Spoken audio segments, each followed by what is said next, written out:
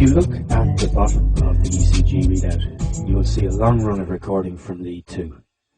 This is called a rhythm strip. We use the rhythm strip to calculate the heart rate and to diagnose abnormal cardiac rhythms. Lead 2 is used as the rhythm strip as it is the easiest lead in which to see P waves, and as we'll see in subsequent sections, identifying P waves is the key to interpreting rhythm disturbances on an ECG. For now, let's deal with the calculation of heart rate.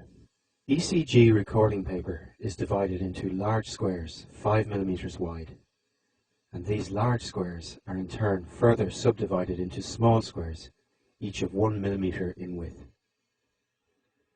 For our present purposes, we can consider that in all ECG machines, the recording needles run at a constant speed over the ECG paper of 25 mm per second.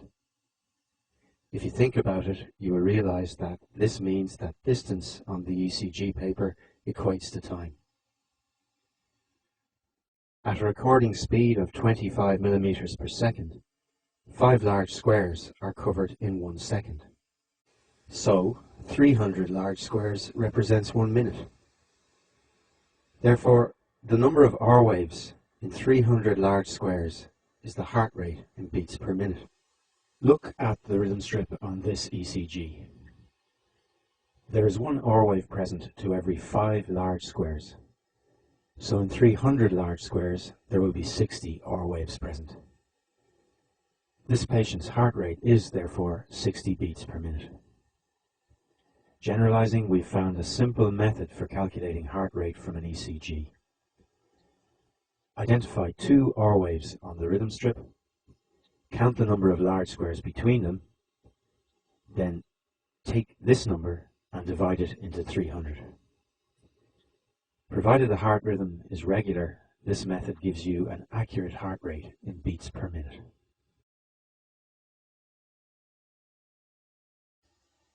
In some cardiac arrhythmias, which we will discuss later, the heartbeat is not regular, and in fact, in many normal hearts, as illustrated here, the heart rate is somewhat irregular due to a phenomenon termed sinus arrhythmia. You'll remember from physiology that this is a completely normal variant, with the heart rate slowing during expiration and speeding up during inspiration. We cannot use the RR interval technique to calculate heart rate in this case. When calculating the heart rate from an ECG in the presence of an irregular rhythm, count out 30 large squares. Now remembering that 5 large squares equates to 1 second, 30 large squares corresponds to 6 seconds. Count the number of R waves in these 30 squares. In this case there are 7. 7 beats in 6 seconds gives a heart rate of 70 beats per minute. In addition to calculating heart rate, the fact that distance on the ECG paper equates to time allows us to use the readout to time the duration of the major events of the cardiac cycle. We've seen that at a standard recording speed of 25 mm per second, 5 large squares corresponds to 1 second.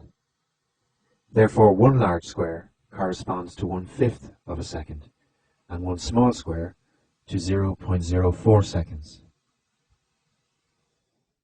There are a few numbers coming up now which you simply must learn.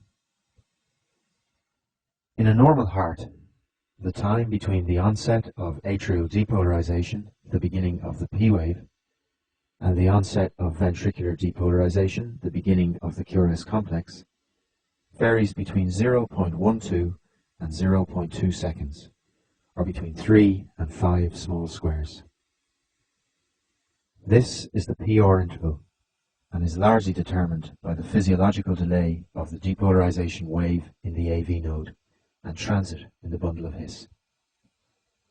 We'll learn later that many important disorders are associated with alterations in the PR interval.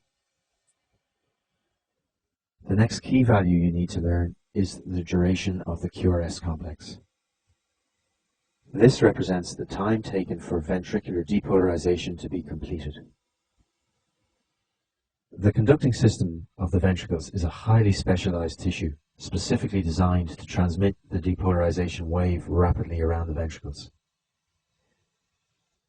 with an intact conducting system, ventricular depolarization is complete within 0.12 seconds, or 3 small squares.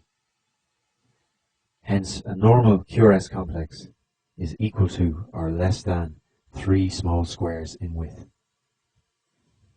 You will learn later in this course that the width of the QRS complex is absolutely central to the ECG interpretation of life-threatening arrhythmias. You must remember this number. Finally, the duration of ventricular repolarization is crucially important in clinical practice. The time between the onset of ventricular depolarization and the end of ventricular repolarization, that is, the beginning of the QRS complex and the end of the T wave on the ECG, is termed the QT interval. When the heart rate is 60 beats per minute, the upper limit of normal for the QT interval is 0.44 seconds, or 11 small squares. It is important to realize, however, that the measured QT interval varies with heart rate, becoming shorter as the heart speeds up. Therefore, at higher heart rates, it is possible to miss an underlying prolonged QT interval. The discussion which follows may seem academic, but it is very important clinically. Abnormally slow ventricular repolarization places patients at risk of fatal arrhythmias when treated with certain commonly used drugs. The ability to identify prolonged QT in these patients can lead to the use of alternative medications and avoidance of sometimes fatal arrhythmias. When faced with an ECG with a heart rate other than 60 beats per minute, to calculate the true underlying QT interval, referred to as the corrected QT interval, we use the formula shown on the screen. The corrected QT interval is equal to the observed QT interval divided by the square root of the RR interval measured in seconds. This sounds horrendous, but in practice it's pretty straightforward. Let's try and calculate the corrected QT on this ECG readout. In this case, with 3 large squares between R waves, the patient's heart rate is 100 beats per minute. We select a QT interval on the ECG readout and find that it is 8 small squares in duration, or 0.32 seconds.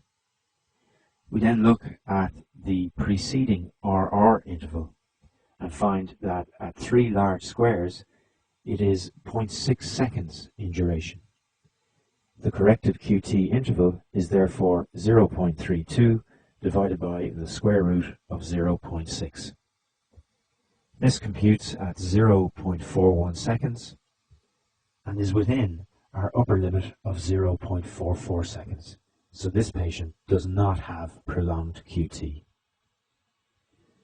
To give you a simple rule of thumb, when you look at the rhythm strip on an ECG, if the observed QT interval is more than half the RR interval, at least consider the possibility of prolonged QT. The importance of the normal values outlined in this video will become increasingly obvious as we discuss the ECG in disease states. Memorize these normal values. The PR interval, 3 to 5 small squares.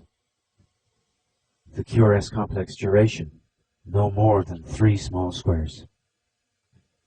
And the QT interval, less than 11 small squares at a heart rate of 60 beats per minute, and approximately less than half the RR interval at higher heart rates.